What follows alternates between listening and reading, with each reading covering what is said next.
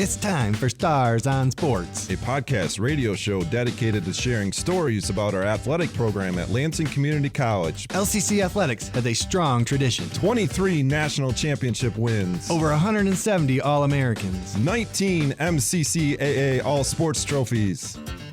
Stars on Sports will introduce you to individuals that have contributed to our program's success and give you the backstory on what it takes to develop it. We'll also dive into and break down the topics and issues facing athletic departments across the nation and right here at LCC. This is Stars on Sports.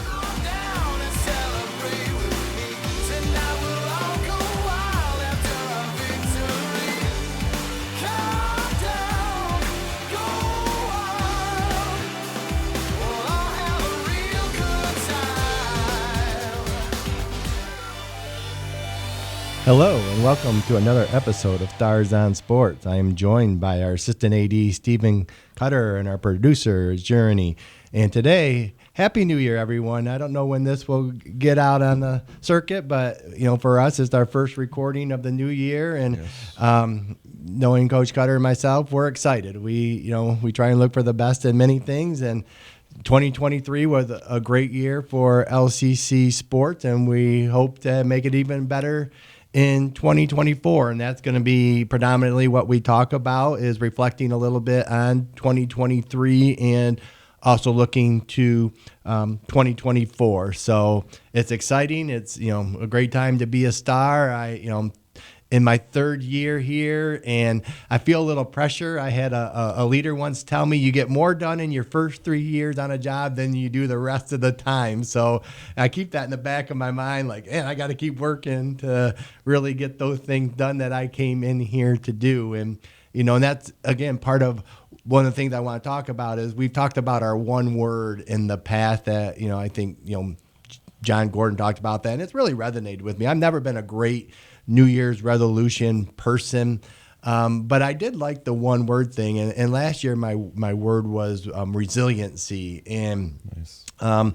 Just throughout the year, I would go back to it, especially, in everyone's job, you face challenges, you face obstacles. And, my goal was to be resilient, keep fighting through. So I thought it was productive for me. I thought it was a good way to kind of, it's kind of like a core value to me. And so still working on this year's word. I got a couple of them, but either one of you have a word from last year that you remember, or a word for this year moving forward?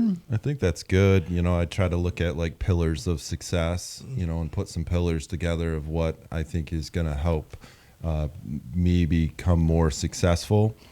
And my word last year was consistency, and you'll hear me say that a lot. Mm-hmm. And I think it does parallel the resiliency as well. Consistency, as I started using it more and more, I realized how much it is a superpower, and it's written on my board in very large in my office, and it says consistency is a superpower. And I think the more you can stack those bricks of whatever you're doing and just get consistent with it, pretty soon it just becomes a piece of who you are, much like what you said, a core value.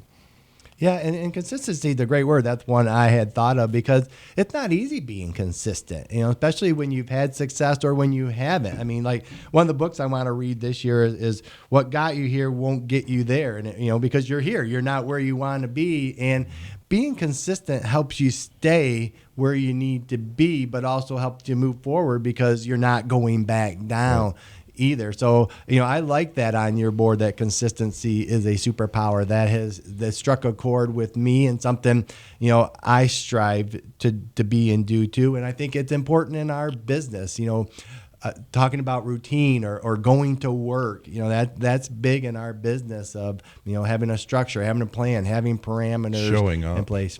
Really showing up, not just going to a spot, but showing up, giving what you can to the utmost. And that's important in everyday life. Like we tell our student athletes, show up to class. That's half the battle. Showing, and we don't realize how many people don't show up, and that, we take it for granted some days. But in our business, showing up is a big part of that battle. And then what do you do when you get there? But if you don't show up, you can't do anything when you get there. And once you don't show up, it's easier the next time not to show up, whether showing up. And because another thing that is big to me is when you show up, give 100%. And, one of the books I'm reading right now, and this was going to be a book review, it talks about give 100% of the time. And that's not easy either. That's consistency, actually. But, and I've kind of been saying that, parallels to the sports as well is that we're all playing a game that we can't win.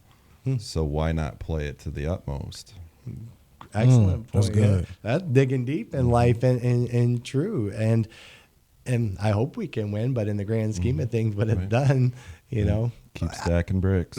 And winning's important, and the process important. I just read something where, we've talked about certain coaches at the highest level that might come across as quirky, but they're so focused on the process that they don't know how to handle things outside of the process. And I think that's true of a lot of great coaches because the process is so important. And, consistency is the word that keeps coming into that part of the process. And being successful, you need something to hold on to kind of remind you. Accountability partners. You and I have talked a lot about that, having an accountability partner to hold you to the ground, to keep you going in the right direction, whether you're falling behind or whether you're moving forward or having too much success, someone that holds you that. Yeah, that's good.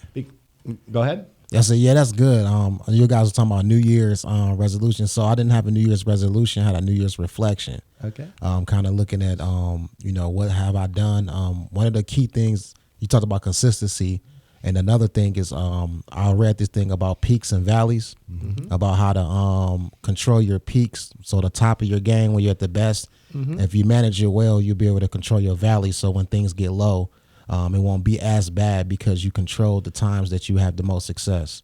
That's excellent, Jeremy, because that's one of the ones I was kind of thinking of this year, too, is trying to be more calm, more level. I like getting excited and pumped up when we win in that. But to your point, there are a lot of peaks and valleys in our job, which is what I'm referring to when I think of a word. I know it's also true in the business world and life, but trying to be level-headed and calm and maintain that composure, which I think I do pretty good in high stress situations, but it's very important to do it on a consistent basis. Maybe we need to change this title today to consistency. But another big thing you hit on too, Journey, that I don't think we do well enough in our world today is reflecting. And I like reflecting. I had a mentor tell me once that you need to spend time reflecting. Too many people don't. They just move on to the next thing, but it's hard to move on to 2024 if we don't reflect on 2023 and see the good, bad, and the indifferent. And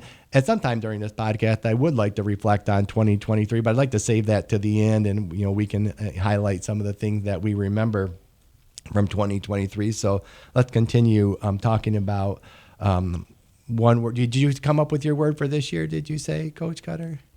I believe so. It's efficiency. Right, that is. And I started really thinking about that as I became more consistent and teaching what consistency looks like and how you can get better with it. Was finding that a lot of people, including myself, will have times where I'll say I just don't have time.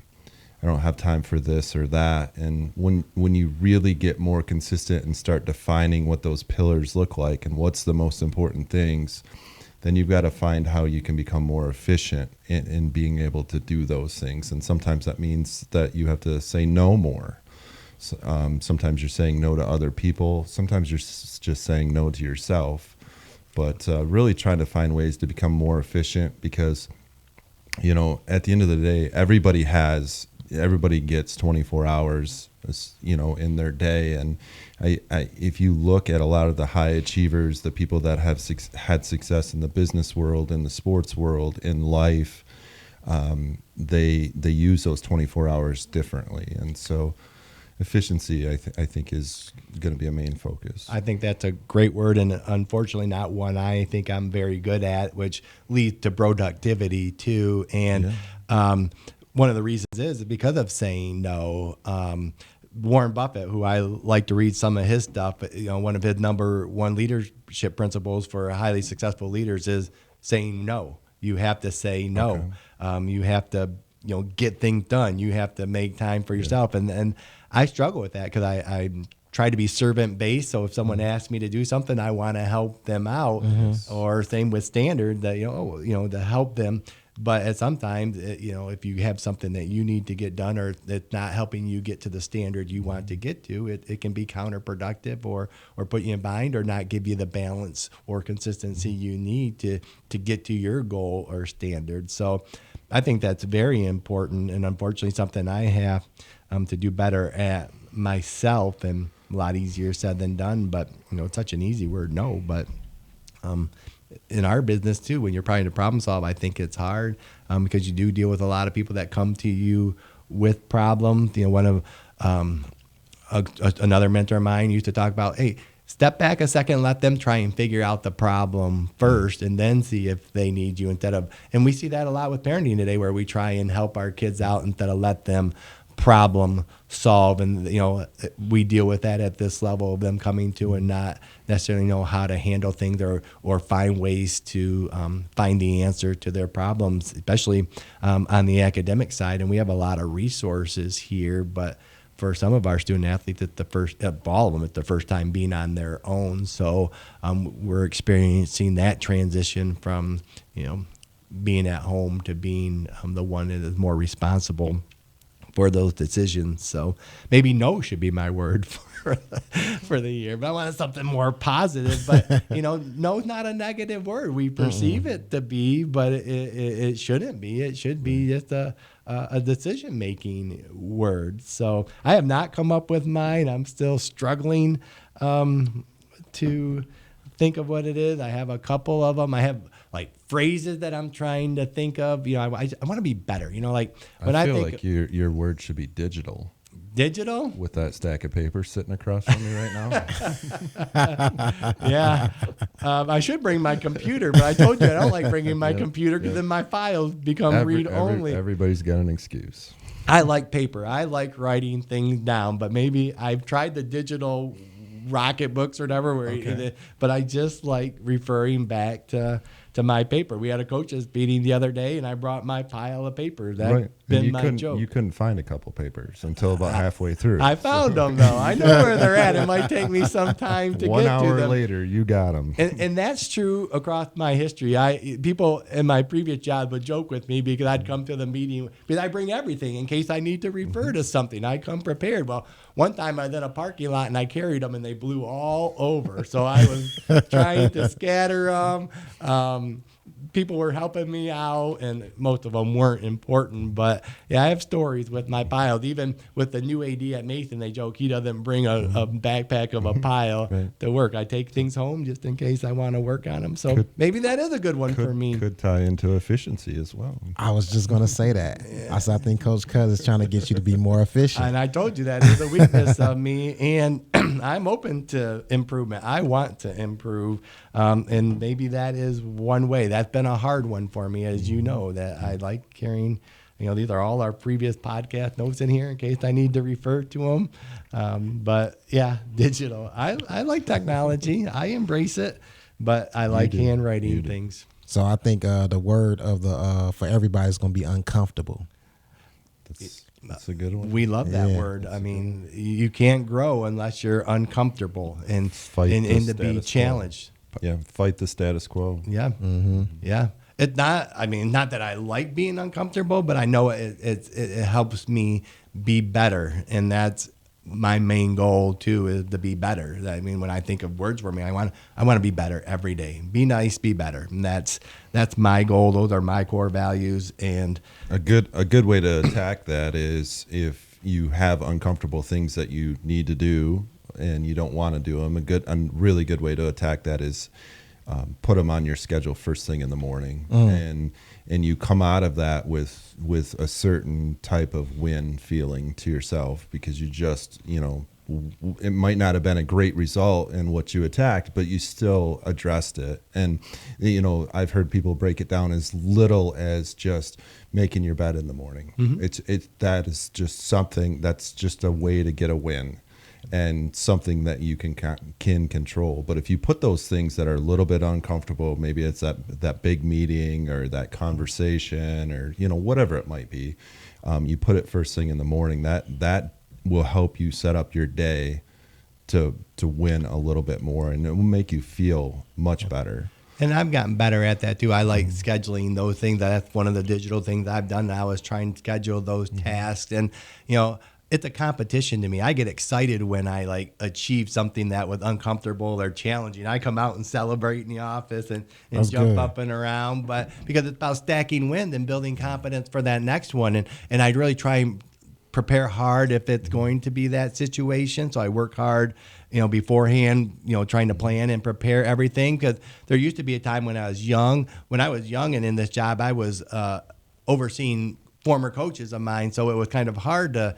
tackle uncomfortable things. But, it's like, do you walk into the water or do you jump into the water? Well, if you jump in mentally, if you're just thinking about it like that, if you can address it in the morning, then it gets it out of the way. If you don't address it until the afternoon or the evening, it's weighing on your mind. Yep. And so that's affecting you one way, shape, or form. It's hard to measure that piece of it, but it is affecting you. And so that's in the back of your mind, and it just becomes a little bit harder to pull on that rope, per se, because it's still sitting there. So if you can start addressing things early in the morning that are just uncomfortable for you, you set yourself up for success much better than if you just let it kind of sit there and fester until the afternoon or the evening. And it definitely impacts your day. I agree with you. And I think to a certain thing, even if you let it fester, some people hope it goes away and then you don't even address it that day. Hope I can address it tomorrow. Or that, we'll put off it to tomorrow. So yeah, I if I want to get something done, I want to get it done and put it behind me to move on with our day, and hopefully it goes well. But either way, it's usually a relieving feeling that, a weight off your shoulder or back that, you can celebrate and stack wins. So all good words, still trying to figure out mine. All of them do fit into my year. I just need that best one. So maybe at the next podcast we can figure out. But let's spend a little time in our last couple of minutes reflecting on 2023. And for me, it's a lot of emotions. We had a lot of success on the field, but the first thing that I think of is, in May, we had over 30 kids graduate. We had over 30 kids go on and transfer to four-year institutions. And those were the first student athletes I came in with. So I had them for 2 years. So developed close bonds with them. I try and get to know our student athletes. So I miss them. It was tough. I mean, I enjoyed being around them, and now hope they can watch them succeed in the next phase of their life. But being here at a 2-year, you realize how fast it can go. But there's a lot of positive things, talking to them and seeing the smiles on their faces and hearing their comments about their experience here at LCC. This wasn't one of the ones that graduated in May, but this is one that's going to graduate this May, talking about how he wishes, LCC was a 4-year institution because he just loves it that much. So, those are things that are rewarding. This fall at our volleyball games, we had all our teams come out and regularly support the volley program, which has been an emphasis of ours, and how cool to see that collaboration and that support coming in fruition. So those are things that I look back and think we're making a difference. This is great. Our student athletes are having a blast, but it's hard not to mention the success too. A national championship, World Series appearances by both our baseball and softball team in the same spring season. Volleyball making their first national appearance. Other teams having All-Americans or individual success. So, every year we think, man, it's going to be hard to top the previous year, but that's our goal, to be better this year on and off the field. We have goals academically with GPAs and less, struggles in the classroom. But do you have any memories that stand out for you for 2023 for LCC athletics or baseball? Quite a few. I think I'll rewind. A couple years ago, 2 years ago, my word was joy, and it was really to try to find joy. It's easy to find joy in the things that are really rewarding or whatever, but to try to find joy in those tough things, when things kind of suck a little bit. So it was joy, and that became kind of one of my pillars and one of my fabrics. So when I think back on 2023, there was a lot of joy, a lot of really special moments, and that to me is so much more valuable than the things that were acquired. If I can come out of a season, a year with joy and special moments, that's so much more rewarding. So I look back on 2023, and obviously our sports teams had a ton of success. We had a lot of student athletes that moved on. We had a lot of student athletes that grew in other ways too, and you get a lot of that feedback, and so that's one of those special moments when you do get the feedback, when we do have, just as you mentioned, somebody thinking that LCC, it'd be incredible if it was a 4-year, those are all wins to me, and I think there was a lot of joy in 2023, and I look forward to 2024 and having even more. Yeah, and I think that's a great point. I always try and live by, back to, I like seeing smiles, because if it's not fun and you're not happy doing it, find something else to do. Absolutely. And fortunately, in my job, I still love waking up and coming every day. These large lotto jackpots are out there, and I keep thinking if I win it, I'd still show up the next day to my job, because I couldn't see myself doing anything differently. And I think that's a really good point. If you are doing something that you love, you're going to say that. If I did win the lottery, I might take a little bit longer of a trip here and there. Right. But that being said, I'm gonna continue doing whatever it is that you're doing. That is when you know that you're in the right spot. But to your point, at the end of the year, if you're not happy, then you got to make changes. Yes. And success is, you are happy and you found joy and love and relationships and what you're doing that continue to move you forward and be better. And we talk about how this job is so fortunate because there's a lot about relationships.